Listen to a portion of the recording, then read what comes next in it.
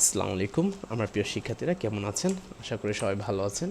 আমি আল্লাহর রহমতে ভালো আছি। তো আজকে আমরা যেটা শিখব সেটা হচ্ছে লেআউট মেনুর সাইজ। সাইজ আসলে কি?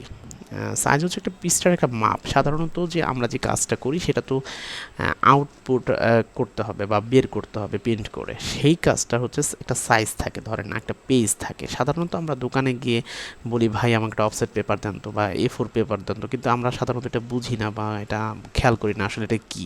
আসলে প্রিন্টারের একটা পেজের সাইজের নাম হইতেছে A4। তো দেখেন আমরা এটা যাচ্ছি, এই দেখেন লেখা আছে A4। এটা যদি আমি দিই, দেখেন এখানে লেখা আছে উইড হচ্ছে 8.27 ইন্টু 11.69। এটা হচ্ছে সাধারণত A4 সাইজ। আর এটা হচ্ছে লিগেল, এটা হচ্ছে দলিল রিলেটেড যে কাজগুলো করি আমরা সাধারণত দেখে থাকি 8.5 ইন্টু 14। এটা সাধারণত দলিল রিলেটেড লম্বা যে ডিট পত্রগুলো করি সেই ধরনের কাজে আমরা এটা ব্যবহার করি। তাহলে সাধারণত এটা আহামরি কোনো কাজ না, আর এগুলো আমাদের তো জানা দরকার নেই, আমাদের এই দুইটা জানলেই চলবে। তো এটা সাধারণত আমার কাজের আগে সেট আপ করতে হয়। তো প্রথমত আমি বলবো A4 এনাফ।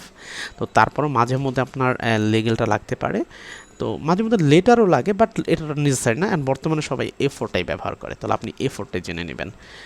তো এটাই হচ্ছে সাইজ নিয়ে আমার কথা, ছোট কথা ছিল। আশা করি বুঝতে পেরেছেন। তাও যদি আপনার মনে হয় যে না আমি বুঝতে পারিনি, তাহলে কমেন্ট বক্সে জানাবেন।